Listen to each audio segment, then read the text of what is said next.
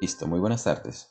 Entonces, en la clase anterior, la clase accidentada que tuvimos la clase anterior, habíamos discutido un poco de cuál era la fenomenología y algunas de las aplicaciones del movimiento de las partículas cargadas en presencia de campos eléctricos y magnéticos. Y dijimos que también esa interacción que ocurre precisamente entre esas partículas cargadas en movimiento y los campos magnéticos nos permitían explicar fenomenologías como las trayectorias que seguían las partículas y que, por ejemplo, permitían hacer la selección de, de elementos cuya única diferencia era precisamente la masa que ellos tenían. Explicamos el ejemplo del espectrómetro de masas y cómo eso había permitido seleccionar el uranio radioactivo de los minerales de uranio en la época en la que estaban en el desarrollo de la bomba atómica. Sin embargo, esa aplicación pues no es la única que tiene, no únicamente tiene aplicaciones bélicas, también tiene aplicaciones médicas.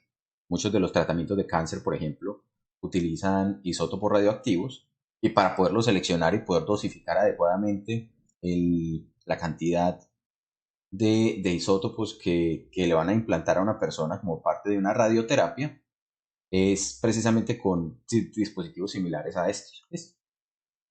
Bien, vamos a pasar entonces por aquí, porque habíamos descrito también una característica o una fenomenología que ocurre cuando, por ejemplo, teníamos el fenómeno de las auroras boreales y de las auroras australes. ¿Listo? ¿Qué fue lo que mencionamos? Esencialmente lo que dijimos es del Sol proviene una gran cantidad de material en forma de plasma que tiene carga, que tiene características de estar cargado. La carga que ese material tiene, pues puede ser tanto positivo como negativo, y cuando llegan aquí a la Tierra, a los cinturones de Van Allen, que así se conocen los cinturones o las líneas de campo magnético de la Tierra, esos cinturones lo que hacen es actuar como un escudo. ¿Un escudo en qué sentido? En el sentido en que esas partículas cargadas, como traen una cierta velocidad, interactúan con el campo magnético de la Tierra e inmediatamente empiezan a describir trayectorias en forma de espiral. Entonces esta primera parte pues no tiene una connotación o una visualización directa. Sin embargo, cuando se están acercando a los polos, cuando las partículas cargadas describiendo esas trayectorias en hélice se empiezan a acercar a los polos, bien sea el polo norte geográfico o el polo sur geográfico, entonces llegarán a una zona donde hay una mayor densidad de líneas de campo. Es decir, todas las partículas que vienen por todos los alrededores de la Tierra van a confluir en esta región. Y por lo tanto, esa mayor densidad hará que tengamos una gran cantidad de partículas cargadas. Recuerden que la velocidad con la que las partículas vienen no se ve alterada, sino únicamente la trayectoria de la partícula. Entonces llegan a estas regiones e interactúan entonces con las especies moleculares que están en la atmósfera, con el oxígeno, con el nitrógeno, con cualquier otro gas que esté disuelto ya en la atmósfera, y harán que esas especies gaseosas empiecen a sufrir excitaciones. ¿Cómo así excitaciones? Cuando yo tengo una molécula y la impacto con otra de alta velocidad, entonces esa molécula gana esa energía. Esa energía entonces hace que la molécula excitada llegue a un estado de excitación o a un estado energético más alto. Resulta que para las moléculas volver al estado de excitación más estable liberan energía y por esa razón, esa liberación de energía lo hacen en forma de luz, en forma de fotones. Y por eso es que acá en las zonas norte y sur de la Tierra podemos observar ese fenómeno de las auroras, precisamente por esa liberación de luz. La longitud de onda de la luz, que está asociada con el color que vemos, también estará asociada con la especie química. Entonces, por esa razón es que, por ejemplo, el caso del nitrógeno y el oxígeno, que son las dos especies gaseosas más comunes en la Tierra, o en la atmósfera más bien, eh, y se iluminan cuando están excitadas y cuando se están volviendo a ese nivel de energético menos o de menor valor. Lo hacen liberando luz precisamente en el rango del verde y el azul, y por eso las auroras boreales toman esa coloración. Listo. Entonces está claro el funcionamiento de las auroras. ¿O hay alguna inquietud? Juan, esas auroras serían peligrosas. No, realmente no, porque ocurren a una altura bastante elevada en la atmósfera. Entonces lo que estamos observando es precisamente eh, las moléculas decayendo de niveles de energía excitados a niveles de energía más bajos. Entonces simplemente es luz en el rango del visible, que no va, digamos que no tiene una alta cantidad o una alta capacidad energética. ¿Qué sí puede ser peligroso? Aquí no sé por qué esto se apagó. Bueno, ¿qué sí puede ser peligroso? Puede ser peligroso cuando tenemos lo que se conoce como tormentas solares. Tal vez ustedes han escuchado ese término en alguna ocasión. ¿Sí lo han escuchado? Sí, Juan. Listo. Entonces, ¿en qué consiste una tormenta solar? Es esencialmente el mismo tipo fenomenológico de eyección de material en forma de plasma del Sol. O sea, el Sol está enviando una gran cantidad de plasma, de partículas cargadas, y lo que pasa es que esas partículas cargadas podrían interactuar o podrían generar lo que se conocen como pulsos electromagnéticos. Y esos pulsos electromagnéticos pueden interferir, por ejemplo, con las comunicaciones satelitales. Pueden llegar incluso a dañar la electrónica fina que tienen los satélites y digamos, de algún modo impedir que se pueda dar algún tipo de transmisión de la comunicación. Entonces, eso sí puede afectar, ¿sí? Más que, pero no la aurora como tal. O sea, no la aurora, sino las partículas cargadas que vienen del Sol. ¿Listo? ¿Está claro? Juan, en algún momento las partículas que vienen del Sol cuando van pues, alrededor del campo magnético mantienen la misma velocidad o es que a mí me habían explicado que al llegar a los polos se aceleraba. No sé si eso sea verdad o... No, realmente si tú miras las ecuaciones y la interacción que ocurre entre el campo magnético y la partícula cargada, te darás cuenta que él simplemente describe una trayectoria helicoidal. Ahí no hay una aceleración. Él simplemente está rotando en forma de hélice y lo que está haciendo es precisamente aumentar el, realizar esa trayectoria en forma de hélice, ¿sí? Pero no hay un aumento en la velocidad, porque el campo magnético no incrementa la energía cinética de las partículas cargadas. O sea, no estaría Se puede acelerando acelerar. o cambiando la velocidad, aumentándola, sino que está No, sintiendo más aceleración porque los, los círculos son cada vez más pequeños,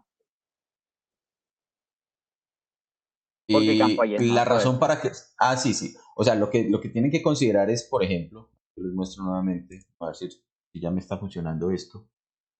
¿Qué pasó con esto? Préndase pues. Ahora le dio por molestar nuevamente a esto. Mm. Y también activo el otro proyector. No, les presento entonces la pantalla como lo estábamos haciendo cuando habíamos tenido inconvenientes de proyección.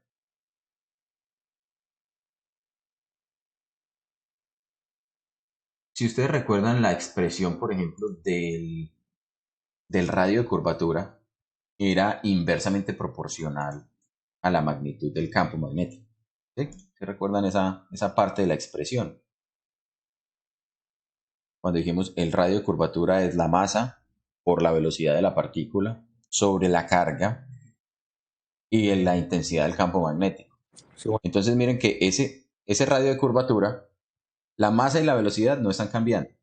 la partícula sigue con su misma masa y la velocidad no está variando en magnitud, varía en dirección. ¿Listo?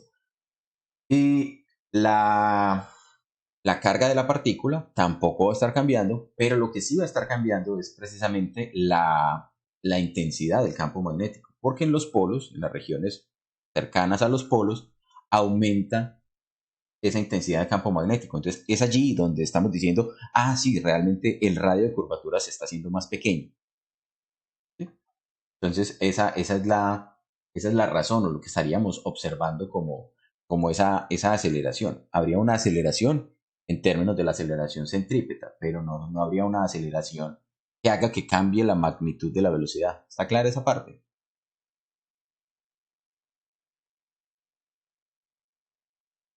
¿Sí? Listo. Ok, perfecto. Bien, y esto aquí porque me está pidiendo que me conecte con un código raro. Está muy loco esto. Bueno, Juan, una vamos nuevamente pregunta. a intentar. Sí. Las líneas o sea, sé que las líneas de campo del campo magnético de la Tierra se hacen más intensas en los polos, pero, Más densas, o sea, se van juntando más porque estamos acercándonos al polo de ese imán, ¿sí? entre más cerca esté de la Tierra, no necesariamente en los polos, se hace también más fuerte. No necesariamente, bueno, sí, sí, también sería un poco más fuerte porque está más cerca del imán. Eso lo veremos cuando estemos describiendo cómo es el campo magnético en términos de la distancia, ¿listo? Listo. Bueno, yo creo que esto no me va a funcionar. ¿Cómo? Oh, sí, ahí volvió y se prendió. Ok, muy bien. Bien, entonces sí, lo que les decía es que precisamente en esta zona donde tenemos una gran densidad de líneas de campo, allí se reduce el radio de curvatura. Entonces, esa es la aceleración. Pero cerca de la Tierra, respondiendo a la pregunta, cerca de la Tierra, pues las líneas de campo magnético estarán también más cerca del imán. Entonces, esta es la fuente del campo magnético. Y el campo magnético vamos a ver, es directamente proporcional al inverso de la distancia al cuadrado. ¿Se recuerdan cuando hicimos el cálculo del campo eléctrico y obteníamos una constante de proporcionalidad con 1 sobre r al cuadrado? ¿Sí? De la misma forma, en el campo magnético ocurre esa dependencia. Entonces, si estamos acá más cerca del campo, perdón, de la fuente del campo, que es el centro de la Tierra, también tendríamos un campo más intenso que si, por ejemplo, estamos por aquí. Es claro, Sí. Eduardo. O sea, lo Listo. preguntaba porque había visto una imagen en que aparecía las cargas negativas en la parte más externa y la positiva en la de adentro. Y yo dije, bueno, de pronto es porque las positivas tienen más masa o algo así. Mm, no, simplemente es como la forma como ellas interactúan aquí o sea, la dirección en la que van a empezar a girar con respecto a la línea de campo. ¿Sí? No es porque sean No, más masivas o menos no, masivas. eso no, sino la región en la Entonces, que realizaban esas espirales, o la más ujú, externa, la más interna. ah, no sabría decirte. ¿Eso lo viste en una imagen? Sí, No sabría decirte. Tendría que como mirar la fuente a ver a qué se refiere. Si quieres, después me la compartes y la mostramos en la clase. ¿Listo? Bueno, otro elemento de aplicación tecnológica que precisamente está conectado o está ligado con este elemento que vimos acá, con este sistema de separación de partículas cargadas, es precisamente lo que llamamos el selector de velocidad. Recuerden que dijimos, acá en esta región debe haber un selector de velocidad. Entonces vamos a hablar un poquito de ese selector de velocidad. Entonces el selector de velocidad recibe además el nombre de selector de velocidad de campo cruzado, precisamente el nombre completo. ¿Y qué es lo que tenemos realmente? Si ustedes recuerdan, cuando nosotros decíamos que teníamos digamos, una placa cargada de forma positiva. Es una placa que está cargada positiva y por acá yo voy a poner una placa cargada de forma negativa. Entonces, en esa región entre esas dos placas, ocurría un campo eléctrico uniforme, ¿cierto? Apuntando de las placas positivas a la placa negativa. ¿Y qué ocurría, por ejemplo, con una partícula, digamos, una partícula de carga positiva que ingresara con una cierta velocidad a esa región? ¿Quién recuerda qué pasaba? Se curvaba. ¿Cierto? Tomaba una curvatura, no cualquier curvatura, tomaba una curvatura en forma de parábola. ¿Listo? Porque esto actuaba como si fuera un campo, o sea, de la misma manera o de modo análogo a cómo funciona un tiro parabólico en el campo gravitacional. Pero resulta que cuando estamos hablando de una distancia pequeña, la curvatura parabólica o la parábola se puede asociar o se puede igualar a la curvatura de una circunferencia, a un radio de una curvatura de una circunferencia. ¿Listo? Entonces, si yo considero eso y considero, por ejemplo, esta otra situación, vamos a sumar este otro efecto, donde dijimos, si yo tengo por acá una región del espacio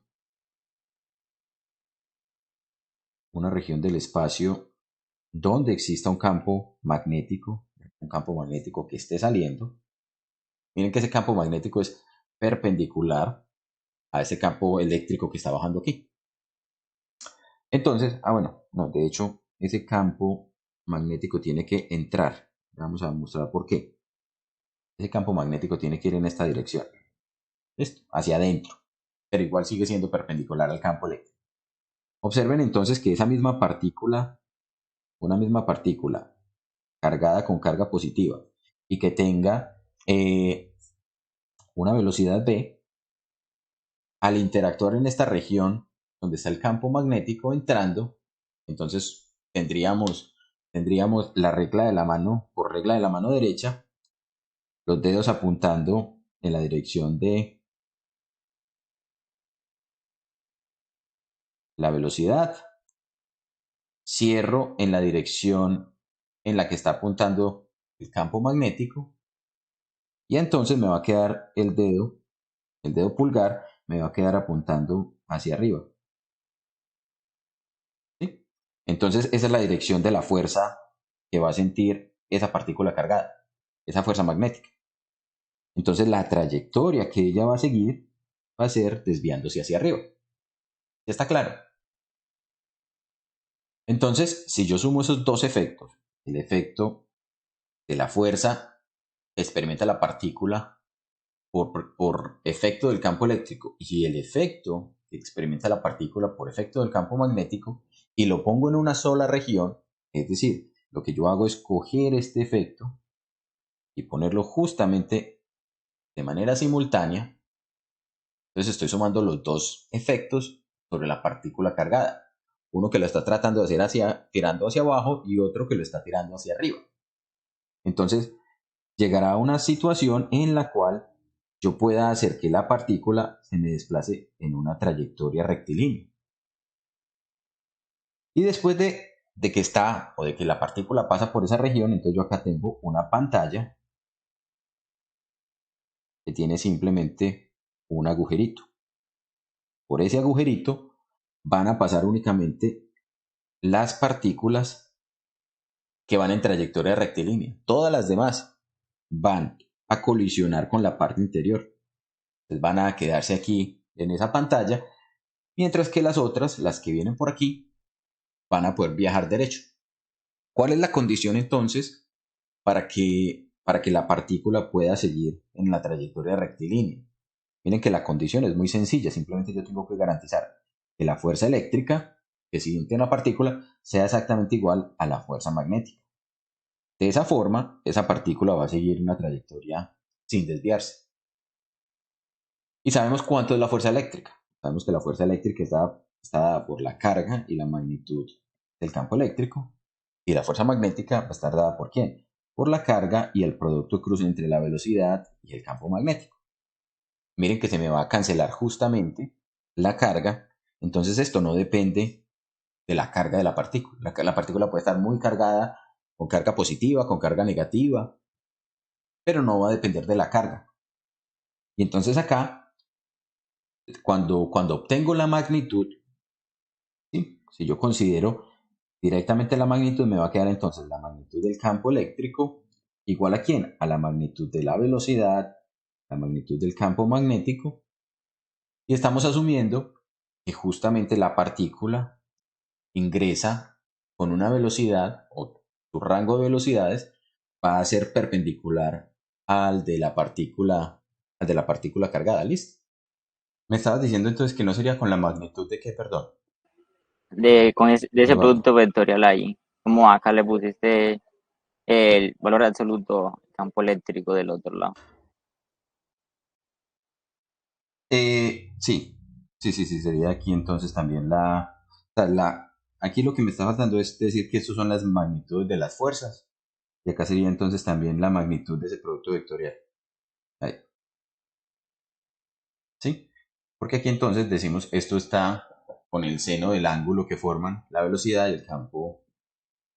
el campo magnético. La idea es que entonces, como la partícula está desplazándose perpendicular al campo magnético, pero también está perpendicular al campo eléctrico, entonces aquí simplemente yo puedo decir que la velocidad que no va a seguir o que no va a sentir ninguna desviación, la velocidad para la cual la partícula cargada va a atravesar aquí sin desviarse, va a ser aquella que corresponda o que tenga una magnitud igual a la relación que hay entre el campo eléctrico y el campo magnético. Y entonces de esa manera yo puedo sintonizar qué velocidad quiero que sea la que atraviese. ¿Está claro? Entonces de esa manera también yo puedo determinar aquí con este sistema que me estaba acelerando las partículas cargadas cuáles son las que van a entrar a esta región. Bien, entonces ese es el sistema del selector de velocidad. Es bastante sencillo. Y es claro, pues es fácil de entender por qué se comporta de esa manera. ¿Listo? ¿Alguna inquietud con respecto a eso? Cierto que no importa qué tan largo sea ese selector de velocidad, ¿verdad? Porque en cada momento el, la fuerza magnética apuntará siempre hacia arriba y el campo hacia abajo, como si no se tratara de Ujú. de un círculo, así, porque ahí sí estaría cambiando la dirección de la fuerza magnética. Ah, sí, exactamente. Sí. Sí, en teoría, si se está cumpliendo esta condición, pues no importaría la distancia. Tecnológicamente no tengo como el dato de cuánto puede medir un selector de velocidad. No tengo conocimiento de eso. De hecho, nunca he visto un selector de velocidad eh, en la vida real. Pero es posible que sea simplemente un dispositivo de algunos cuantos centímetros, bastante pequeño, por cierto, porque es, digamos, parte del sistema de un espectrómetro de masa. El sistema de un espectrómetro de masa sí puede tener el tamaño de un computador de escritorio, más o menos, porque es un equipo de laboratorio, ¿cierto? No es un equipo eh, poco común, es un equipo bastante empleado y bastante fácil de conseguir pues, en una universidad o un centro de investigación. Tienen dispositivos como estos.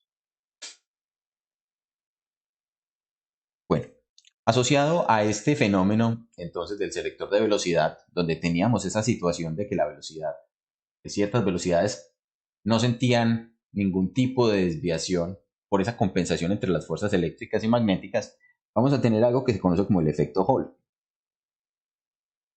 El efecto Hall es también una fenomenología que va a consistir en la siguiente, va a consistir en que vamos a considerar ahora una pieza de material conductor. ¿Sí?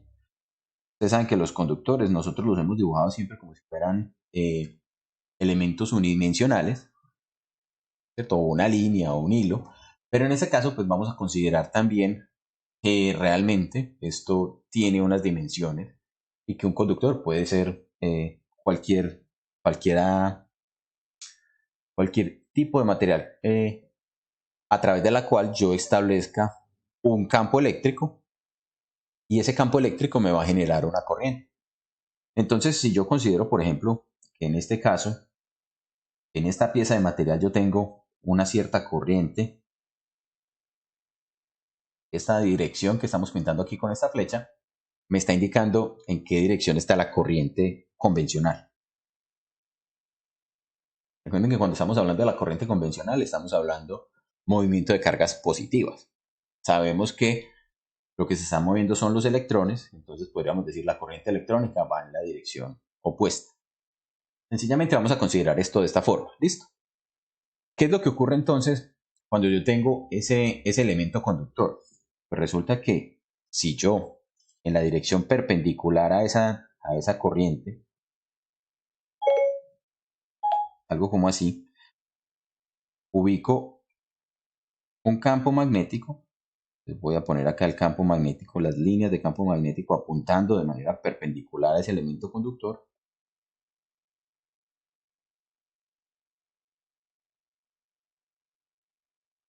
¿Qué ocurrirá entonces con las partículas que se estén moviendo? Esas partículas cargadas que se están moviendo, que en este caso serán los electrones, por acá va a tener un electrón, ahí, un electrón que se está desplazando. ¿Sí? Si la corriente convencional se movía hacia la izquierda, el electrón se está moviendo hacia la derecha. ¿Con qué velocidad se estará moviendo el electrón? ¿Sí recuerdan cuando vimos el capítulo de electricidad, que los electrones no se movían a una velocidad muy elevada? Habíamos dicho que esa velocidad la íbamos a llamar la velocidad de deriva. Esa es la velocidad con la que se mueven los electrones. Sin embargo, esa velocidad es lo suficientemente grande como para que ese electrón sienta una desviación debida a su interacción con el campo magnético. Entonces podemos aplicar otra vez la regla de la mano derecha. Aquí tenemos entonces la carga del electrón es negativa, ¿cierto? Entonces tenemos la velocidad apuntando hacia la derecha, el campo magnético apuntando hacia atrás o hacia adentro. Entonces si yo hago el producto B de velocidad con B de campo magnético, la flecha de la fuerza apuntaría hacia arriba, pero la carga del electrón es negativa, entonces la flecha de la fuerza va a apuntar hacia abajo. Es decir, yo voy a tener sobre ese electrón una fuerza magnética neta que apunta hacia abajo. ¿Y eso qué es lo que hace? Eso hace que la trayectoria de los electrones se empiece a desviar. Entonces, en un hilo o en un elemento conductor por el cual hay una corriente en presencia de un campo magnético, resulta que las cargas que se están moviendo, que son los electrones, se van a desviar. ¿Y eso qué es lo que va a generar? Eso va a generar que esta región de la parte inferior quede con una cierta densidad de cargas negativas. Y cuando las cargas negativas quedan en una región, entonces la zona opuesta va a quedar con un exceso de cargas positivas. Entonces miren que estamos hablando de los extremos de ese conductor. Y cuando eso ocurre, miren entonces lo que va a pasar. Me quedó una región positiva en la parte superior y una región negativa en la parte inferior. ¿Y eso qué me genera? Eso me genera un campo eléctrico. Ese campo eléctrico, inducido por el efecto de la corriente que se está generando, pues me va a formar un campo eléctrico que vamos a llamar el campo eléctrico. Y de hecho lo voy a pintar de otro color diferente. Voy a pintarlo de este color.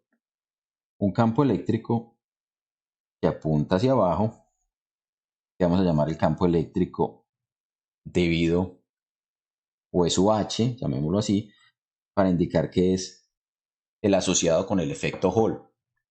Entonces, eso que tenemos allí es precisamente el efecto de Hall.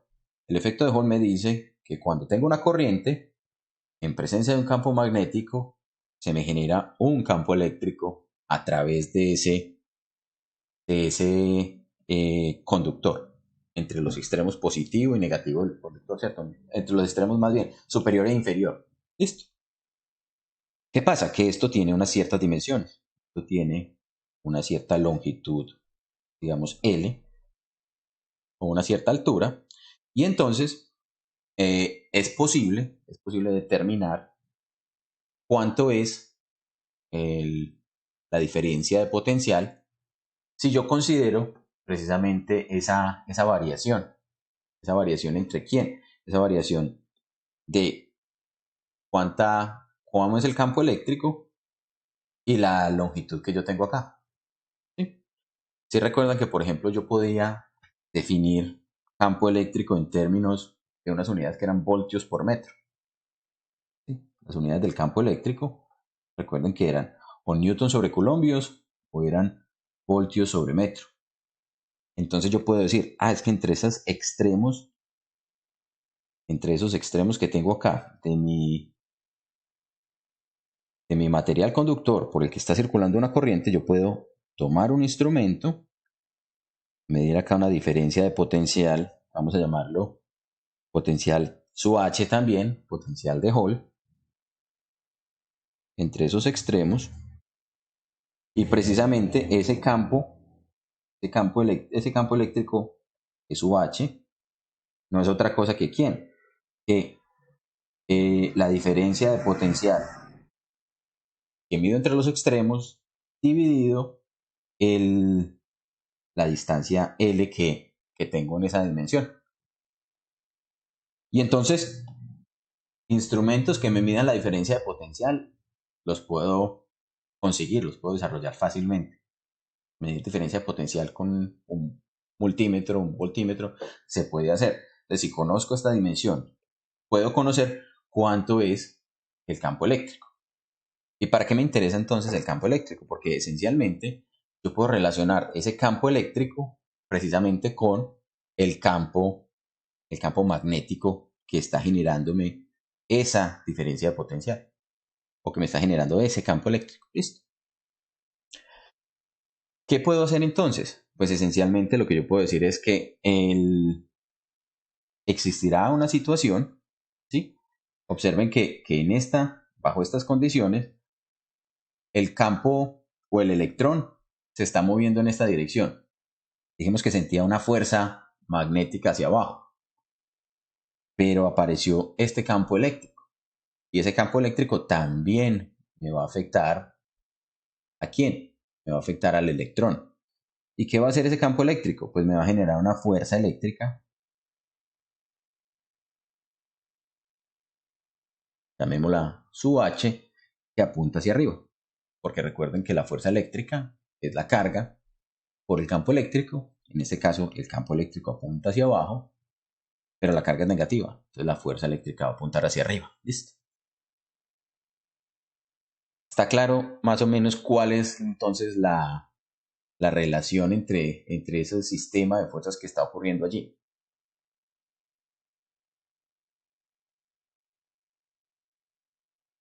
Sí, Juan. Listo. Entonces, ¿qué es lo que debemos considerar?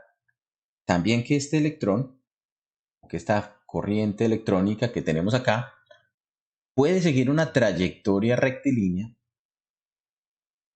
si nuevamente se me cumple la misma condición que teníamos acá. Miren que esto va a actuar casi que como si fuera un selector de velocidad de campo. Entonces, acá tengo una velocidad de deriva. Tengo un campo magnético que va de adelante hacia atrás y un campo eléctrico que va de arriba hacia abajo. Entonces tengo un campo cruzado. Entonces también, si la velocidad de deriva, y la magnitud de la velocidad de deriva es exactamente igual a quién?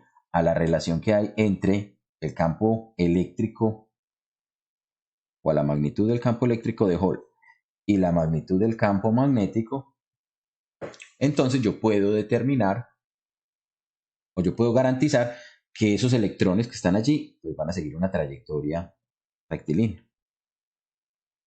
Los que van con esa velocidad de deriva van a sufrir esa característica. para hacer las cosas un poquito más completas, vamos a recordar cómo era que nosotros definíamos la corriente convencional. La corriente convencional la habíamos definido como un valor N, esto decía el número de portadores de carga por unidad de volumen,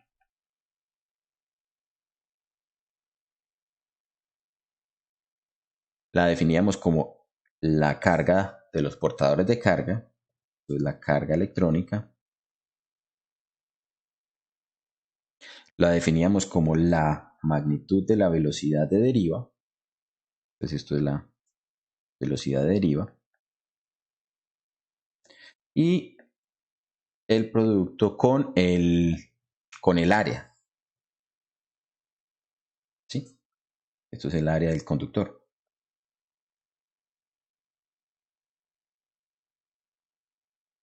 Miren que ahí, entonces yo puedo reemplazar esa magnitud de la velocidad de deriva con esta expresión que yo tengo acá.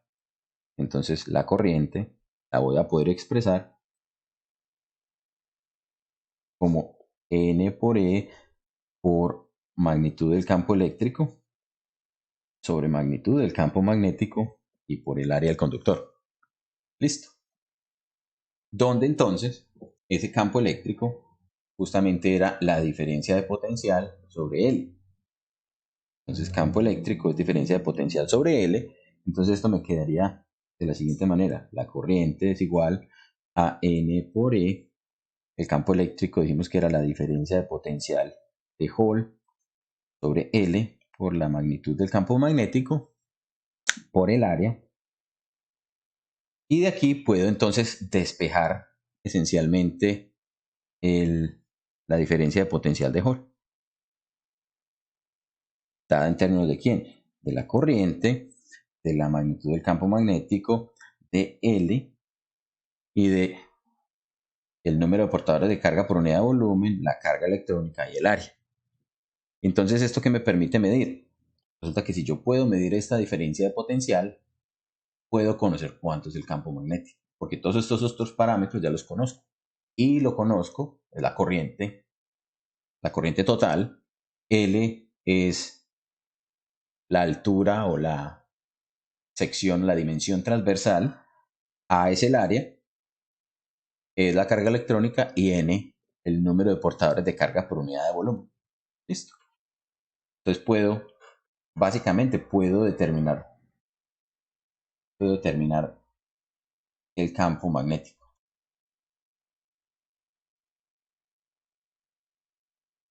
Esto tiene muchas aplicaciones científicas, aplicaciones industriales también. Por ejemplo, en muchos tipos de sistemas de medición de la velocidad se utiliza un sensor de efecto Hall. Entonces ponen un sensor de efecto Hall. Vamos a hacer un ejemplo. Aquí.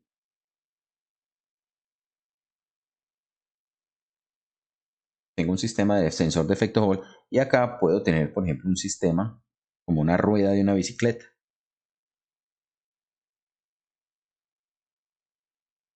Y entonces lo que hago es poner sobre esa rueda de la bicicleta un imán. Y entonces, ¿qué es lo que ocurre? Cuando la bicicleta está en movimiento, cada que pasa ese campo magnético del imán por el efecto o por el sensor de efecto Hall, se me genera una corriente, me genera una diferencia de potencial y entonces allí puedo emplear esto para, por ejemplo, medir a qué velocidad se está moviendo esa bicicleta, a qué velocidad está girando la rueda. ¿Se han dado cuenta de pronto los sistemas de computadores de bicicleta que tienen dos piecitas? Una de ellas va montada en el rin, otra va montada sobre el marco del tenedor, por ejemplo. ¿Cierto? Aquí estaría como el marco, el tenedor de la bicicleta. Y entonces, precisamente esa es la manera como se mide la velocidad, como se puede determinar a qué velocidad está girando esa rueda de la bicicleta. Listo. ¿Alguna inquietud con respecto a eso? Juan, yo no entiendo cómo una diferente velocidad afecta ahí la trayectoria rectilínea de la partícula. ¿Cómo así? ¿En Eh, cuál? Arribita, más arriba, ahí. Es decir, una Sí. velocidad mayor, ¿cómo afectaría, por ejemplo, para que no pase por, no sea una trayectoria rectilínea? Porque experimentarías una fuerza magnética más grande. Recuerda que en el caso de las fuerzas magnéticas, el radio de curvatura está dado por masa, magnitud de la velocidad, carga y magnitud del campo magnético. Entonces, si aumentas la velocidad, estás aumentando el radio de curvatura. Entonces, el radio de curvatura en este caso ya no sería una trayectoria, o sea, haría que esto empiece a cambiar. Ya no se equipararían las fuerzas eléctricas con las magnéticas, sino que habría un desbalance. Ah, listo, listo, gracias. Listo. Bueno, entonces, hasta allí estaríamos hablando entonces de las situaciones en las que estamos considerando el campo magnético con las partículas cargadas, ¿cierto? ¿Qué efecto tiene el campo magnético sobre las partículas cargadas? Vamos a empezar ahora a hablar de cómo interactúa o qué es lo que hace, por ejemplo, cuando tenemos un hilo de corriente. Entonces vamos a hablar de las fuerzas en un conductor que tenga corriente.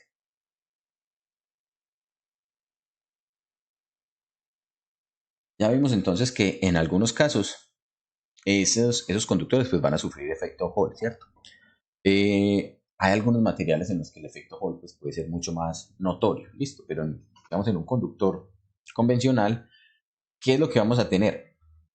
Recordemos entonces que, por ejemplo, si yo tenía una partícula cargada en movimiento, esa partícula cargada iba a sentir esta fuerza, la fuerza entre el producto de la velocidad y el campo magnético multiplicado por la carga de la partícula. Si nosotros consideramos una región del espacio donde tengamos un campo magnético, pues digamos que por acá voy a tener una región del espacio con un campo magnético, ¿cierto? Esa región sombreada en verde es donde tenemos campo magnético. Y por acá voy a tener un campo que puede estar, por ejemplo, saliendo de la pantalla. Si dentro de esa región yo tengo una cierta región o un cierto conductor, por ejemplo, vamos a pintar por aquí un hilo conductor, un trozo de un hilo conductor más bien.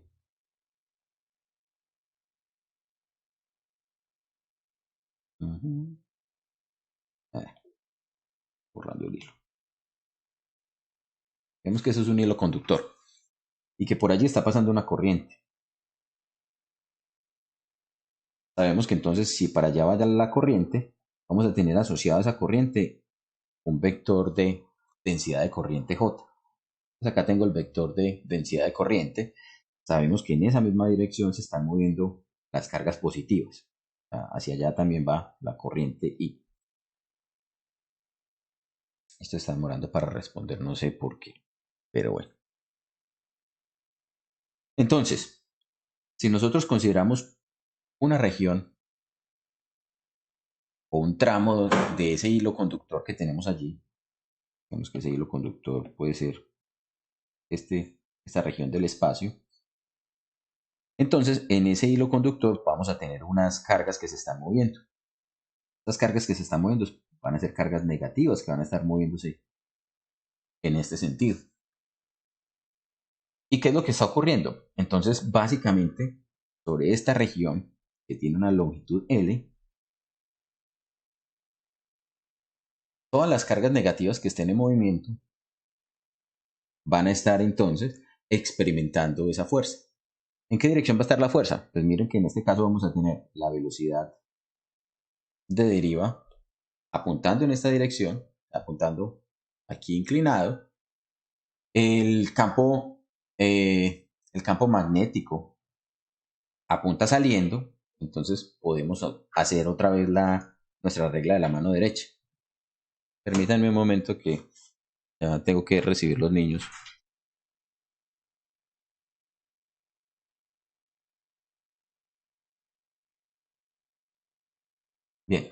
qué pena allí, y seguramente vamos a tener algunas interrupciones adicionales en la próxima parte, pero bueno. Entonces les decía, estamos considerando aquí que tenemos las partículas cargadas en movimiento, los electrones. Podemos dibujar entonces la regla de la mano derecha, ¿cierto? Nuestros dedos siguiendo con la mano derecha la trayectoria de la velocidad. En este caso tendríamos las líneas de la palma de la mano aquí. Cuando cerramos la mano, vamos a encontrar entonces que justamente los dedos me van a quedar aquí doblados. Aquí voy a ver las uñas, porque estoy haciéndolo en la dirección de que va saliendo el campo de la pantalla. Entonces la fuerza me apuntaría hacia allá, pero la carga de la partícula es negativa, entonces le invierto la dirección. Entonces sabemos entonces acá que la fuerza que va a experimentar debido al movimiento de las cargas, ese hilo conductor va a ser una fuerza en esta dirección, ¿cierto? En la dirección perpendicular al hilo. ¿Está claro por qué lo hicimos así? ¿O hay alguna inquietud?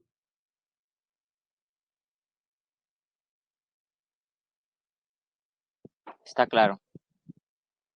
Listo. ¿Qué podemos decir entonces? Podemos decir que en esa longitud, en esta región L, si consideramos, por ejemplo, que esto tiene un área transversal, entonces allí por unidad de volumen, yo podría decir, si yo conozco N, que es el número o la densidad de portadores de carga, es la densidad de portadores de carga, o cuántas cargas por unidad de volumen tenemos, y lo multiplico por el área y por la longitud, entonces lo que voy a tener allí es el número de portadores de carga en esa región, en el alambre, o en esa región del hilo. ¿Eso qué me va a permitir hacer? Yo puedo entonces cuantificar cuánto es la magnitud de la fuerza. Yo puedo conocer cuánto es esta fuerza sobre esta región L, si yo multiplico el número de portadores de carga precisamente con la velocidad a la que ellos se están moviendo y con el campo que está actuando allí. Entonces, ¿cómo podemos determinar esa fuerza? Esa fuerza va a ser entonces la carga de los electrones por la velocidad de deriva a la cual se están moviendo por la magnitud del campo magnético y por el número de portadores que tenemos allí. En este caso, N por L por A. Bien. Recordemos entonces que lo que habíamos dicho era que justamente este vector de densidad de corriente, este J que tenemos acá, es la corriente por unidad de área. Entonces, si yo digo que J, o la magnitud de J más bien, es la corriente por unidad de área, entonces yo puedo despejar aquí la corriente y expresarla en términos de la magnitud de J y del área, donde J no es otra cosa que el número de portadores de carga por la carga por la velocidad de deriva, por la magnitud de la velocidad de deriva, y aquí vamos a tener entonces que si yo hago ese reemplazo, miren que esos tres términos que tengo acá, el número de portadores de carga, la carga y la velocidad de deriva ya están aquí.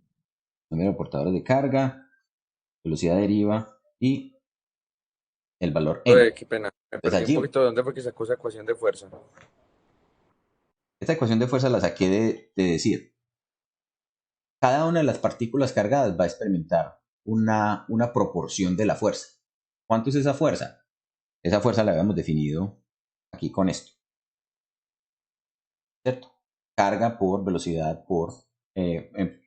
carga por producto cruz de velocidad y campo. Entonces lo que estamos haciendo es esencialmente considerando en esa región que no hay un solo portador de carga, sino que tenemos muchos portadores de carga. Entonces para poder hacer eso, lo que estamos haciendo es multiplicar la densidad de portadores de carga por el volumen. Y eso me dice cuántos portadores de carga hay en este pedacito del hilo conductor. Entonces la fuerza que siente ese pedacito de hilo conductor va a ser entonces el producto precisamente de los portadores de carga por la fuerza que sentiría un solo portador de carga, un solo electrón en este caso. Entonces les decía, eso lo puedo relacionar aquí justamente con el vector de densidad J, que no es otra cosa que I sobre A. De aquí puedo despejar I, eso, la magnitud de J por A. Y en este caso, miren que esencialmente lo que vamos a tener es que justamente esa corriente ya va a estar aquí expresada, va a estar aquí en términos de I. Ah, bueno, aquí me falta el A, de hecho. ¿Sí? Entonces yo puedo decir esto, todo esto que tenemos aquí, básicamente me va a representar la corriente. Y entonces yo puedo decir, la fuerza magnética va a estar en términos de quién. Va a estar en términos de la corriente y en términos de la magnitud del campo magnético y de la longitud. Si observamos, esto sería la magnitud de la fuerza. Si observamos la dirección en la que la corriente, o en la que estamos asumiendo que se está desplazando la corriente, yo puedo decir, aquí este vector o esta longitud, yo la puedo asociar con un vector de longitud, un dl, un desplazamiento. Básicamente lo que estoy haciendo es decir, si estoy considerando que la corriente y el vector de densidad de corriente apuntan en esa dirección, recuerden que la corriente no es un vector, sino que el vector que me está indicando esto es la densidad de corriente. ¿Listo? Entonces yo puedo determinar por medio de este vector de desplazamiento, porque esta longitud yo la puedo asumir como pequeños diferenciales de desplazamiento, ¿sí? Y esos diferenciales de desplazamiento sí les puedo dar un carácter vectorial.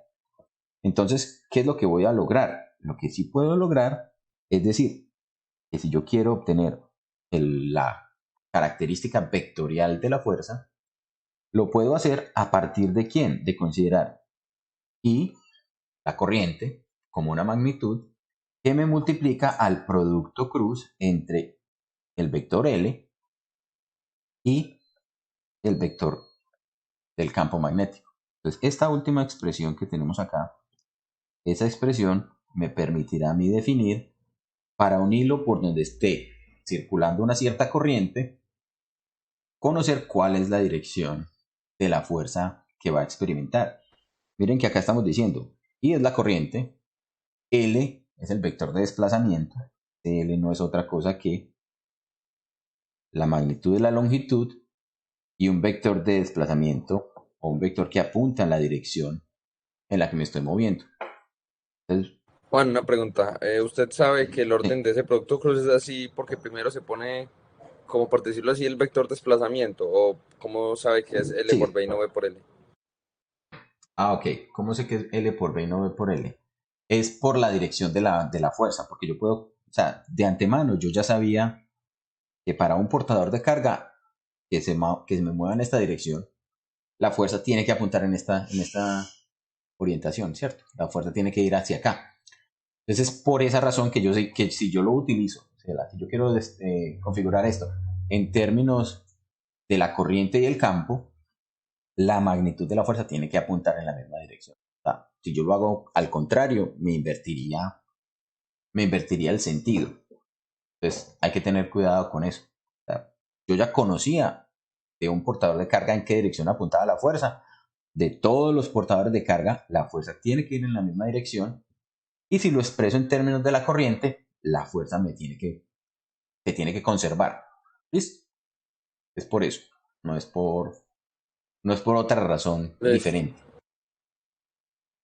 Entonces aquí, ¿qué es lo que estamos diciendo? Ah, bueno, entonces lo que estamos diciendo es básicamente, si yo tengo, digamos, este hilo conductor, eso es un hilo conductor ahora, yo defino que en esta dirección está apuntando la corriente o está circulando la corriente. Entonces, en presencia de un cierto campo magnético, digamos, este es el campo magnético que está apuntando acá, este pedacito que yo tengo acá, que estoy considerando, este puntico de acá, las partículas cargadas se van a estar moviendo con esta velocidad de deriva. Listo. Esto es como si fuera un diferencial de carga que está en movimiento. Esto es un dq. Listo. Y entonces, ¿qué es lo que tengo que considerar allí? Pues que entre esos dos valores vectoriales se me están formando un vector. ¿Sí? Y entonces, ¿qué me permite esto obtener? Me permite definir en qué dirección va a estar la fuerza que va a experimentar eso. ¿Cuál va a ser la fuerza? Por ejemplo, para ese pequeño diferencial de carga que se está desplazando a lo largo del hilo, la fuerza, la proporción de la fuerza, ¿va a ser quién? Va a ser entonces I por el producto cruz entre el diferencial de desplazamiento y producto cruz con el campo magnético. ¿Sí, Federico? Pues me repite, porfa, cómo se toma la dirección del diferencial de longitud. La dirección del diferencial de longitud la tomamos en la misma dirección en la que está la corriente desplazándose. Ah, listo, ok. O sea que ahí la fuerza sería como viéndola entrando al plano. Sí, en este caso la fuerza estaría entrando al plano, Listo. porque esencialmente lo que estaríamos haciendo es justamente considerar, considerar la mano derecha. A ver cómo pintamos esta mano. Me queda más difícil pintarla así porque pinté el vector de campo en esta dirección. A ver, ¿cómo ponemos la mano? Se vería como de lado. Sí, como volteándola del todo para que el pulgar quede apuntando hacia abajo. Hacia adentro. Sí, a ver, va a ser más difícil de lo que pensé hacer así. A ver, ¿cómo es mi mano derecha? A ver si soy capaz de orientarla de esta manera. A ver. Entonces, apunto en la dirección de L, cierro en la dirección de B y miren que miren mi pulgar donde está, esta es mi mano derecha. Está apuntando justamente hacia adentro de la pantalla. Entonces la fuerza magnética que experimentaría, este diferencial de fuerza que experimentaría ese pequeñito, o ese diferencial de carga que se está moviendo, apuntaría justamente hacia adentro. Entonces la pintaríamos como una fuerza que va entrando. Listo. ¿Qué es lo que tenemos que considerar también? Lo que tenemos que considerar es entonces que en este caso, por ejemplo, vamos a tener una trayectoria que es curva. ¿Sí? Entonces, si yo quiero conocer la fuerza sobre todo el hilo conductor, supongamos que el campo magnético no está apuntando solamente allí, sino que el campo magnético apunta en toda esta región. ¿Sí? Por ejemplo, esas son las líneas de campo. Entonces yo tendría que hacer esto, sumar todas las pequeñas contribuciones de cada pedacito de diferencial de desplazamiento a lo largo de ese hilo conductor. Entonces aquí, esto me daría ¿qué? Me daría una integral. Listo. Esa sería la manera de determinar cuánto es la fuerza. Entonces, si esto es un hilo conductor, entonces la fuerza total sobre el hilo conductor, sería la integral sobre el hilo de todos los diferenciales de fuerza magnética, y esto no es otra cosa que ¿quién? Que la integral de I, el producto cruz de L y B, también sobre el hilo. Listo. Esta sería la manera de determinar la fuerza cuando el hilo conductor no es un hilo no es un hilo recto, sino que va cambiando en el espacio. ¿Eso qué implicaciones tiene? Eso tiene varias implicaciones. Permítanme, por acá busco una animación que había encontrado la otra vez, que permite entender, por ejemplo, cómo funcionan los parlantes. Entonces resulta que si yo hago circular una corriente en un hilo conductor dentro de un campo magnético, ese campo magnético, espérenme un segundito, que tenemos, miren que la animación, por ejemplo, me permite visualizar cómo funcionan los parlantes. Entonces, en un parlante, ¿qué es lo que tenemos? Vamos a tener un hilo conductor que estará indicado aquí por los terminales del parlante. Esos terminales del parlante entonces van conectados a una bobina. En esta bobina lo que tenemos es simplemente el hilo conductor enrollándose. Luego veremos entonces cuál es el efecto de enrollar el hilo conductor de esa manera, cómo se generan campos magnéticos así. Entonces, miren que lo que tenemos allí es justamente una inversión de los signos del voltaje, de la diferencia de potencial entre los terminales del alambre. ¿Para qué? ¿Para qué se hace eso? Se hace para que la corriente cambie de dirección. Porque como lo vimos en esta imagen, si la corriente, por ejemplo, va apuntando en esta dirección, la fuerza va entrando. Pero si invertimos la dirección de la corriente, entonces la fuerza va saliendo. Entonces, ¿qué sentiría el hilo? El hilo sentiría que lo están empujando hacia adentro y hacia afuera. O lo mismo en esta imagen que tenemos acá. Aquí estamos considerando la corriente apuntando en esta dirección y la fuerza magnética apuntaba hacia abajo. Si invertimos la corriente, entonces la fuerza magnética va a apuntar hacia arriba. Entonces esa es esencialmente la razón por la cual jugamos con esa inversión de corriente para generar un movimiento oscilatorio.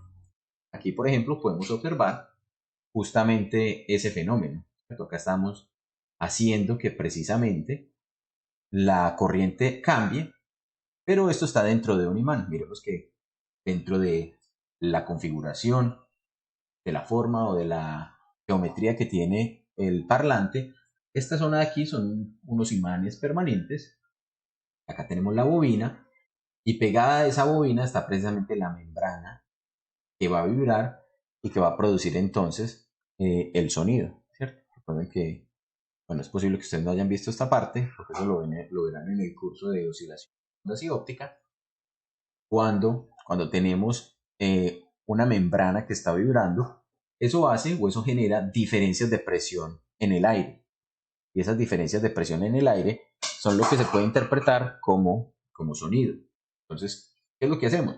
Básicamente, alterar la corriente, generar diferencias de presión y allí estamos produciendo entonces el sonido. De esta manera como funciona un parlante.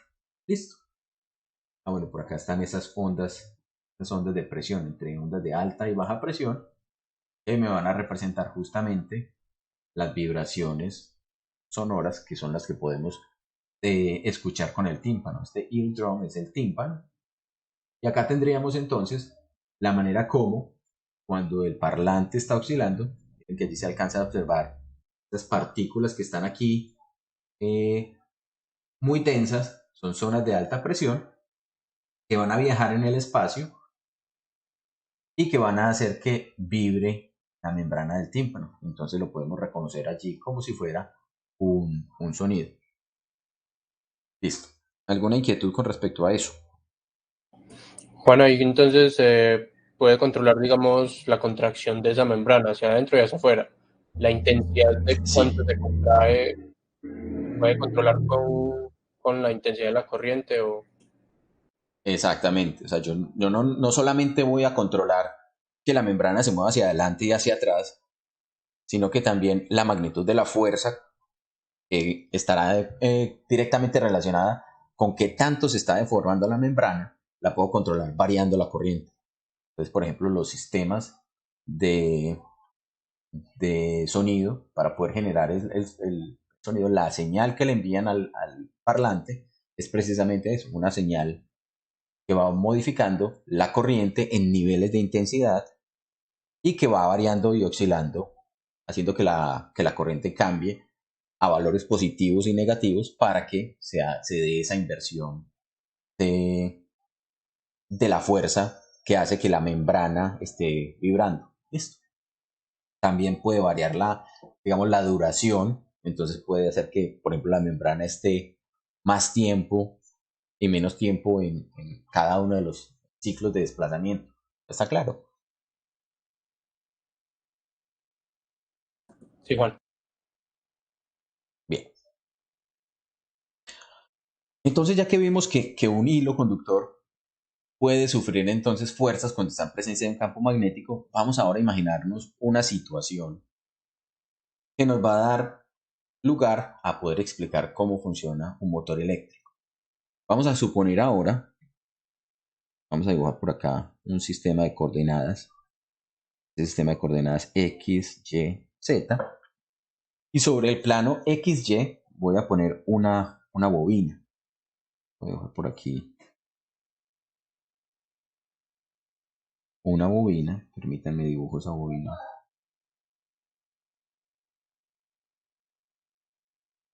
De tal manera que me quede orientada de esta manera. Listo. Entonces, esta bobina originalmente está toda sobre el plano XY. Y acá esto tiene unas dimensiones. Esta dimensión, llamémosla la dimensión A. Esta llamémosla la dimensión B. Esta dimensión acá, o esta separación acá, la vamos a considerar esencialmente despreciable. Y aquí vamos a considerar que tenemos un campo magnético que, por ejemplo, puede estar apuntando en esta dirección. Un campo magnético uniforme que apunte en la dirección de menos Y. Entonces, digamos que por acá B es una cierta magnitud apuntando en la dirección del vector unitario menos J. Listo. ¿Qué vamos a considerar acá? Vamos a considerar acá varios puntos sobre la espira. Vamos a decir entonces, por ejemplo, que por acá la corriente ingresa en este punto A y que va a salir por este punto de aquí. Entonces vamos a decir que la corriente está fluyendo en esta dirección. Esta es la dirección en la que está fluyendo la corriente. Listo. Entonces esto es I.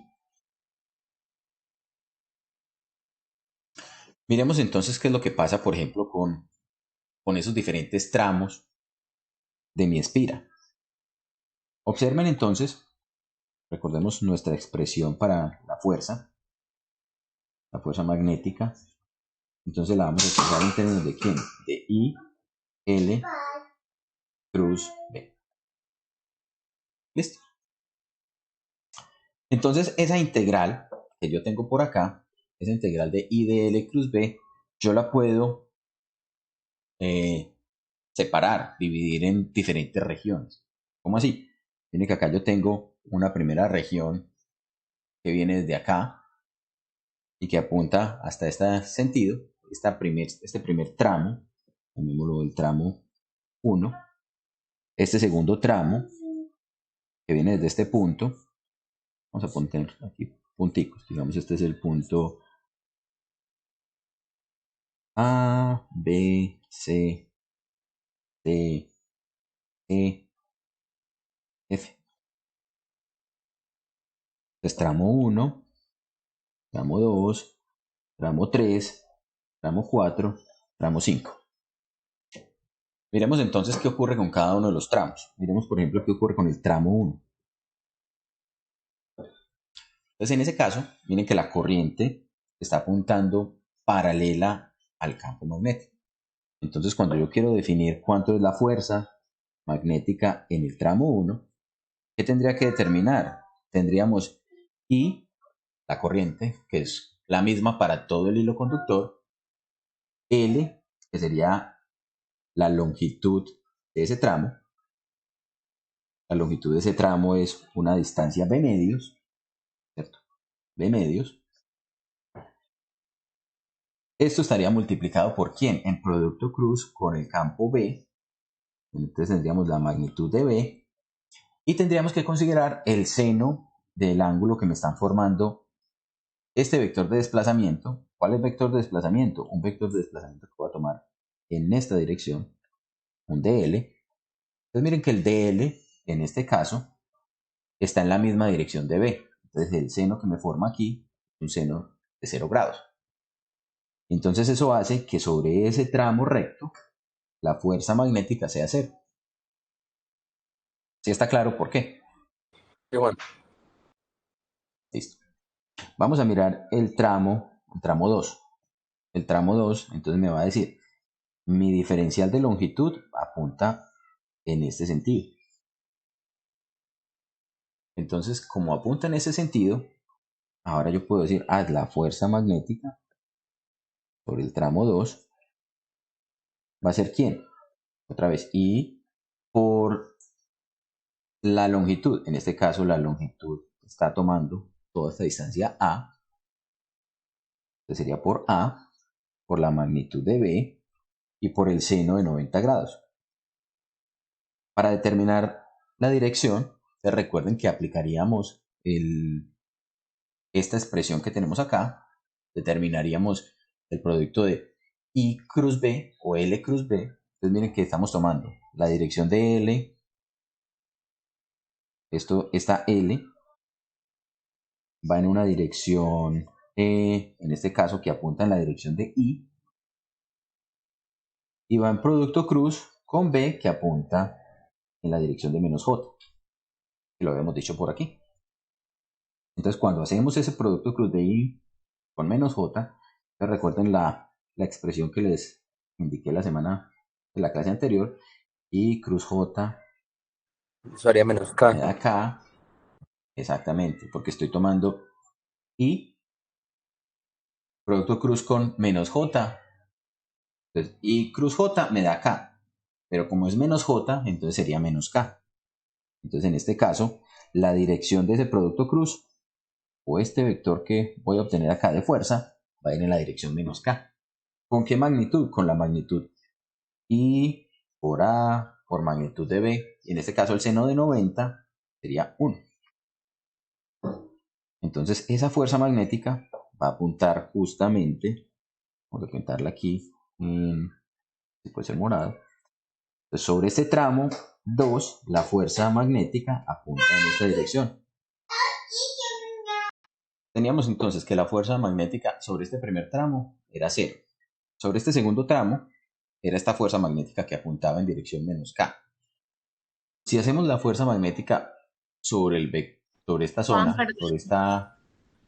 Es Hola. que la verdad no entendí muy bien por qué van menos K. ¿Por qué van menos K? Listo, mira aquí. Aquí estamos diciendo que la corriente va en dirección I. O sea, en esa dirección estamos tomando el diferencial de longitud de L. ¿Sí? Entonces mira que acá lo que tenemos, vamos a borrar por aquí. Tomamos el tramo 2. ¿Sí? Miremos ese tramo 2, borramos todo esto. Y eso dejémoslo aquí. ¿Sí? ¿Qué es lo que nos dice la fuerza magnética? Nos dice, es la integral de I, ¿cierto? Por dl plus b. Esa es la expresión de un tramito, de este tramito de acá. ¿Sí? Entonces, ¿qué es lo que estamos diciendo? La corriente es constante, entonces la podemos sacar de esa integral. Entonces podemos decir, esa corriente va en dirección, o esa corriente es simplemente I, y vamos a integrar dl plus b. Entonces acá tenemos un producto cruz. ¿Qué es lo que pasa cuando tenemos que hacer la integral de un producto cruz? Pues que esencialmente tendríamos que, para poderla simplificar, tenemos que conocer en qué dirección va a estar el resultado de este producto cruz. Entonces, ¿en qué dirección apunta el dl? Este dl apunta en la dirección I. Listo. Esa parte sí es clara, ¿sí o no? Sí. Bien. Este campo magnético, dijimos, apunta en dirección menos J. Entonces, ¿yo qué es lo que tengo que hacer? Lo que tengo que hacer es simplemente aquí para poder encontrar la fuerza, ya sacamos I, entonces puedo decir dl cruz cruz B es un producto o es un vector que va a apuntar en la dirección, sabiendo que esto va en dirección I, que esto va en dirección menos J. Entonces me paro con estas flechitas mnemotécnicas que me sirven para determinar en qué dirección van a quedar los productos cruz. Entonces yo digo, si multiplico en producto cruz I con menos J, pues sería lo mismo que decir I producto cruz con J. Si yo hago I cruz J, me va a dar K. Entonces, I cruz J, voy a obtener K. Pero resulta que ahora le estoy invirtiendo acá, o le estoy poniendo un signo negativo al J. Entonces eso me pone un signo negativo a la respuesta también. Es simplemente eso. Y entonces, ¿qué me permite hacer eso? Eso me permite de entrada ya decir, es que esto va a estar en dirección menos K. Y cuando ya tengo esa expresión vectorial resuelta, ya conozco que el vector me va a ir en dirección menos K, entonces lo que puedo hacer es convertir esto que tengo acá en las magnitudes o en el resultado del producto cruz como tal. ¿Cuál es el resultado del producto cruz como tal? dl, magnitud de B, y seno del ángulo entre los dos, en este caso seno de 90. Puedo sacar de ahí la magnitud del campo magnético B, porque es constante. El seno de 90 es 1, entonces solamente me quedaría la magnitud del dl y todo esto va a estar en dirección de menos K. ¿Y entre qué valor y qué valor voy a integrar el dl? Voy a integrar los dl's desde este punto B hasta el punto C. Entonces, desde el punto B hasta el punto C. Eso me va a dar la longitud. Mira que simplemente una integral de un diferencial de desplazamiento me va a dar la longitud del hilo desde A hasta B. Perdón, desde B hasta C. Y entonces eso va a ser igual a A. Entonces, ¿cuánto me va a dar esto? I por B por A y todo en dirección menos K. Listo. Ahora sí. Listo, ya sí entiendo. Gracias. Listo. Entonces, esa es la fuerza en el tramo 2. Si hago lo mismo para el tramo 3, entonces, ¿qué me voy a dar cuenta? Me voy a dar cuenta que el diferencial de desplazamiento de L para ese tramo 3 forma un ángulo de 180 grados con respecto al campo magnético. Entonces, de entrada, yo puedo decir, para el tramo 3, ok, para el tramo 3, la fuerza magnética sobre el tramo 3 va a ser igual a 0. ¿Por qué? Porque de entrada yo ya sé que el seno de 180 me va a dar 0.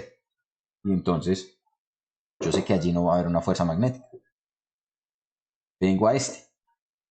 Entonces miren que en este caso me va a quedar el diferencial de desplazamiento en esta dirección, el de L. ¿En qué dirección va el de L? Va en la dirección de menos I. Si hago el mismo procedimiento que hice para el tramo 2, entonces voy a tener el producto cruz de menos I con menos J. Otra vez. Entonces, para el tramo 4. Menos I cruz menos J. ¿Me va a dar qué? Bueno, entonces yo tenía I cruz J me da K. Entonces menos I menos J me va a dar también K. La dirección de ese vector de la fuerza magnética que va a experimentar el hilo en esta región va a ir en dirección de K, o sea, va a ir hacia arriba. ¿Y con qué magnitud? Justamente con esta misma magnitud. Y magnitud de campo magnético y longitud A. Entonces acá también puedo decir, es que también voy a tener una segunda fuerza. En este caso voy a apuntar hacia arriba. Entonces la magnitud de la fuerza en esta región. Y si hago, por último, para la región 5, otra vez voy a obtener 0. Entonces, si ven, de todas las fuerzas que puede este hilo conductor experimentar, solamente me va a quedar la fuerza en B, perdón, la fuerza en el tramo 2 y la fuerza en el tramo 4. Entonces, ¿eso qué me permite determinar o qué me permite decir? Que esencialmente yo puedo considerar, si yo estoy mirando esa espira, la estoy mirando ahora en esta orientación, digamos, eje Z mirando para allá, eje Y mirando para acá, eje X saliendo. Entonces esa espira va a ser algo como de este estilo, va a ser como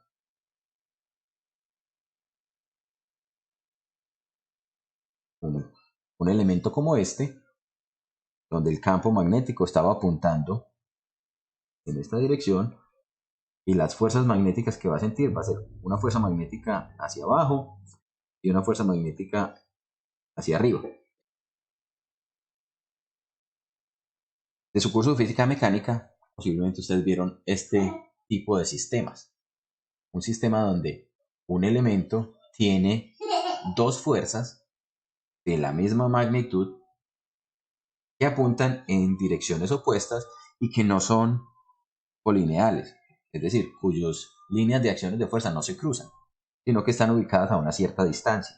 Esa cierta distancia, miren que no es otra cosa que la distancia definida por la longitud de la espira en esta dirección, o sea, la distancia B. Y eso me produce lo que se conoce como un par de fuerzas,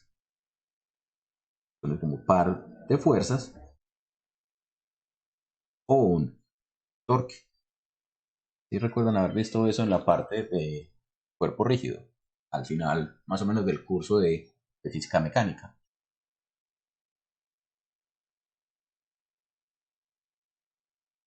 ¿Sí? ¿No? Ok, perfecto. Entonces observen que ese torque lo que va a hacer con esa espira es provocar que ella empiece a rotar. Va a empezar a rotar con respecto a qué punto. En este caso, con respecto a este punto central. Entonces, ¿qué vamos a suponer? Vamos a suponer que este sistema de la espira es capaz de rotar alrededor de este eje, alrededor de un eje que pasa por el centro, y entonces eso haría que esa espira empiece a experimentar esta rotación con este torque. A este torque también lo expresamos con la letra griega tau. ¿Listo? ¿En qué dirección sería esa rotación? Sería, si la estoy mirando desde esta orientación, sería una dirección de rotación antihoraria, porque miren que hay una fuerza que apunta por aquí, por la derecha hacia arriba y por la izquierda hacia abajo. ¿Listo? ¿Qué más podemos decir? Bueno, ese torque simplemente es la magnitud de una de las fuerzas por la distancia que hay entre ellas. El torque, de una vez lo puedo definir, el torque es una entidad también vectorial, sería I por A por B por la magnitud del campo magnético B. ¿Cómo definimos el sentido vectorial de ese torque? El sentido vectorial del torque va a estar dado entonces, en este caso, por un vector que apunta en esta dirección. Vamos a poner por aquí, vamos a ponerlo de otro color, que lo podemos distinguir más fácil. Pongámoslo en color, a ver qué color no hemos utilizado. Pongámoslo en color este rosado. Listo. Entonces, en esta espira, el torque es un vector que apunta así. Ese es el vector torque.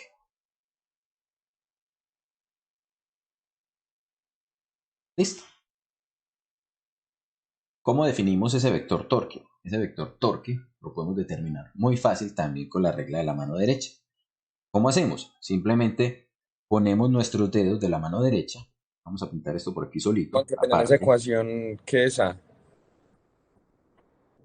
¿Qué es A? Es esta dimensión. Es esta longitud que tenemos de aquí hasta acá. A minúscula. Pero, Y B minúscula. ¿Sí? pero entonces estoy confundiendo, estamos calculando ahí el torque de qué como tal. El torque de toda la espira. Ah, Debido ok. a estas dos fuerzas. Ok, Sí, porque acá tengo una fuerza que está en términos de la longitud sobre la que está actuando o sobre la cual se está desplazando la corriente. Entonces de ahí me sale el A minúscula. Y las dos fuerzas están separadas a una distancia B minúscula. Entonces por eso que me aparecen los términos A y B. listo. Listo. Entonces les dije, vamos a pintar por aquí esa espira solita para que observemos qué es lo que está pasando. Si yo tengo la espira en esta orientación, donde nuevamente hacia allá dijimos esto es X, hacia allá es Y, hacia arriba es Z. Entonces las dos fuerzas, ya ahora simplemente voy a pintar las fuerzas que están actuando.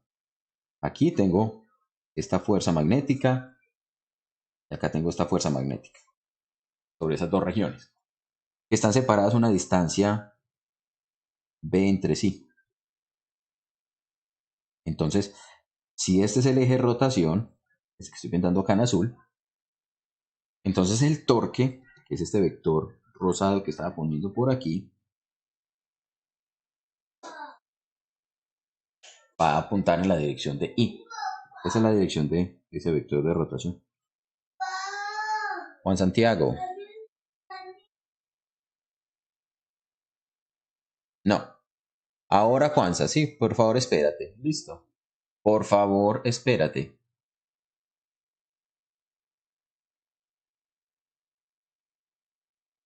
Bien, entonces acá tenemos ese vector de torque. En muchas ocasiones, los vectores de torque, para poderlos distinguir de un vector, digamos, de fuerzas o de traslación, los vamos a poder ver representados en la literatura con otra flechita. O sea, son dos flechitas, una apuntando en la dirección de la rotación y la otra como una curvita. Entonces esto me da directamente la indicación de que efectivamente, si yo pongo aquí mi mano derecha, ¿cómo me quedarían los dedos? Los dedos me quedarían doblados en este sentido, que serían como los nudillos de la mano, y los dedos todos me quedarían mirando hacia allá. Ay, me quedó, pero feo esa mano. ¿Sí? Esta sería mi mano derecha. ¿Se entiende más o menos cómo es la mano? Este es el pulgar, y esos son los dedos formándome precisamente esa misma rotación que está sintiendo el vector. Entonces, ¿cómo lo hice? Simplemente considerando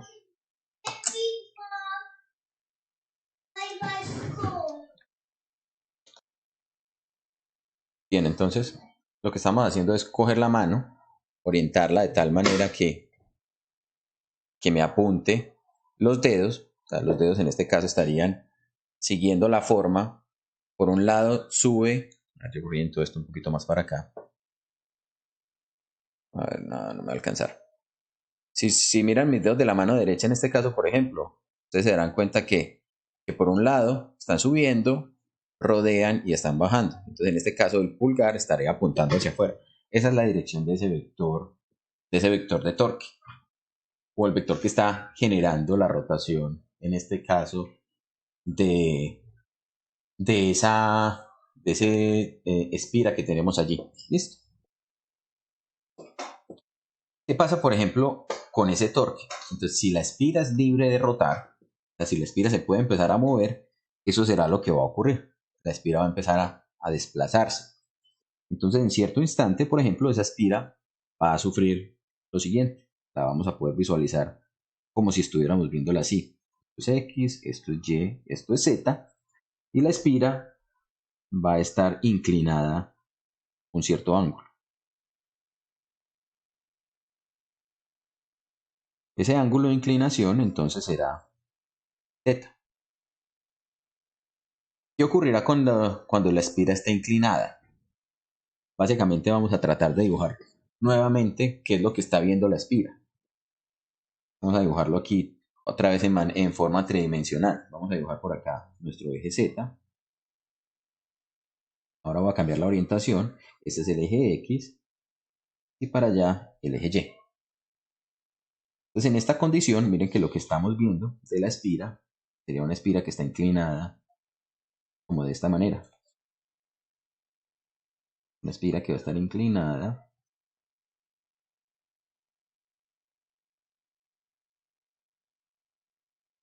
de esta forma. Donde este ángulo que tenemos acá, que me está formando con el plano XY, sería el ángulo θ. ¿Y en qué dirección apunta el campo magnético? El campo magnético no ha cambiado. El campo magnético sigue siendo en la dirección de menos J. El campo magnético apunta por aquí. Todo en dirección de menos J. Estamos considerando que es uniforme sobre todo el hilo. ¿Listo?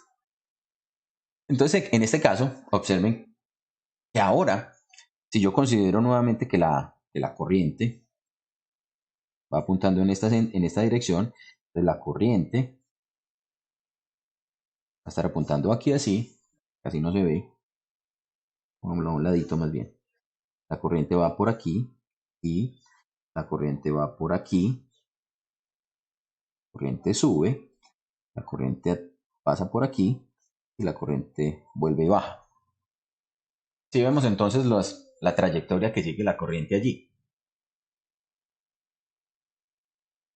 Pues si hacemos nuevamente el producto cruz, nos vamos a dar cuenta que, y vamos a tomarlo en este caso otra vez para los que ya conocíamos. Este es el tramo 2, el tramo 3, el tramo 4, este era 5 y este era 1. Ya sabíamos que en 2 y en 4 había fuerzas, ¿cierto? ¿Cuánto eran esas fuerzas? La fuerza en 2 y L cruz B, entonces esa fuerza va a apuntar todavía hacia abajo. Esta es la fuerza magnética. En este caso, esta fuerza de aquí va a seguir apuntando hacia arriba. ¿Sí?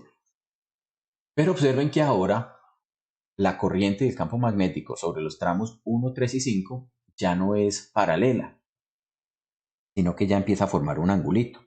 El ángulo, en este caso, el suplementario al ángulo θ. Es este ángulo que tenemos aquí. ¿Sí estamos notando eso? Acá tenemos I y acá tenemos P. ¿Sí es claro? Sí, Listo. Entonces miren que si yo hago el producto I cruz B o IL cruz B, este apunta en esta dirección, el vector de desplazamiento. El vector de campo magnético apunta en esta dirección. Entonces cuando hago ese producto cruz, en este caso, sería como así. Sería el vector I, el vector IL, y en producto cruz hacia B, me apuntaría o me generaría una fuerza magnética que va a apuntar en esta dirección. Una fuerza que va a ir en dirección, en este caso, I. Esa sería la fuerza sobre el tramo 3. Esta sigue siendo una fuerza en dirección menos K. Esta sigue siendo una fuerza en dirección K. Ah, bueno, ahí sí me Y perdí. sobre los tramos... Así se El perdió. F3, sí, no, yo pensé que queda como hacia arriba. ¿Por qué? La corriente es como hacia, así en ángulo θ, ¿cierto? ¿Sí? Entonces ahí pongo los dedos y los cierro hacia abajo. Hacia B. No me daría hacia arriba. No, mírala aquí. Esto que tenemos acá es justamente ese tramo 3. Lo estamos mirando de frente en este momento. ¿Sí o no? Entonces la corriente sobre el tramo 3 viaja en esta dirección. Listo. El campo magnético sigue apuntando en dirección menos J. Viaja en esta dirección.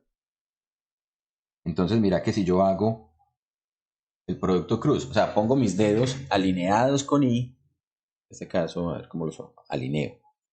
Creo que así, sí. Me está dando. A ver cómo los... Yo me traigo esto para acá. Más hacia acá. Ahora yo amplío mi pantalla. A ver si lo puedo interactuar con él. Entonces, ver aquí. Voy a tratar de alinear. Hijo de madre, esto es muy difícil así al revés. Aquí. Epa, ya ahora sí. Entonces miren, estoy poniendo mis dedos a lo largo de I. ¿Sí? Esta es mi mano derecha. Cierro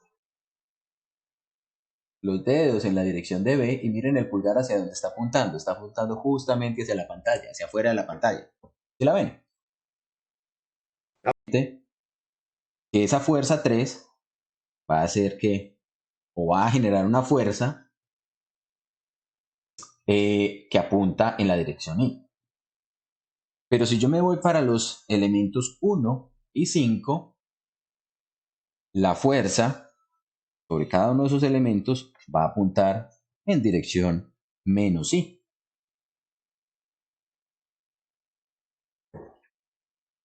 Y para acabar de ajustar, si yo miro el eje de rotación de la espira que estaba por aquí, ese es el eje alrededor del cual rota la espira, miren que la componente o la sumatoria de estas dos fuerzas pasa justo por el centro de la espira y el total de la fuerza sobre este tramo 3 también pasa por el centro de la espira. Entonces, esas fuerzas adicionales no generan torques. Esas fuerzas adicionales allí no me están generando ningún... Entonces observen que como las fuerzas que aparecieron en esa inclinación no generan torques, las únicas fuerzas que siguen generando torques son las fuerzas sobre los extremos 2 y 4. Si miramos esas dos fuerzas, ustedes miren que ahora... Hola. Y qué pena, es que no entendí por qué esas fuerzas no generan torque.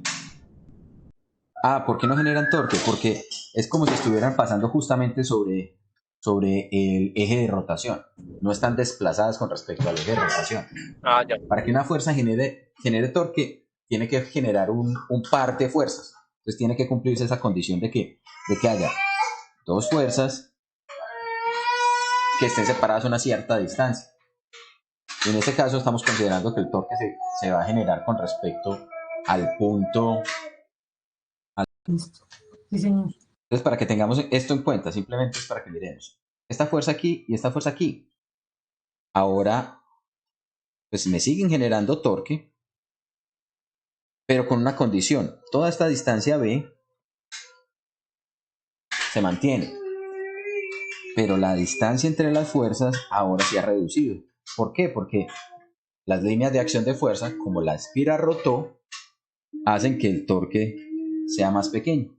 Recuerden que el torque es proporcional a la distancia entre las líneas de acción de fuerza de esas fuerzas que me están generando el torque. Entonces este torque acá va a ser menor. Va a ser simplemente el producto. La magnitud de ese torque será entonces ¿quién? Será la fuerza, la magnitud de una de las fuerzas por B coseno de θ. Listo.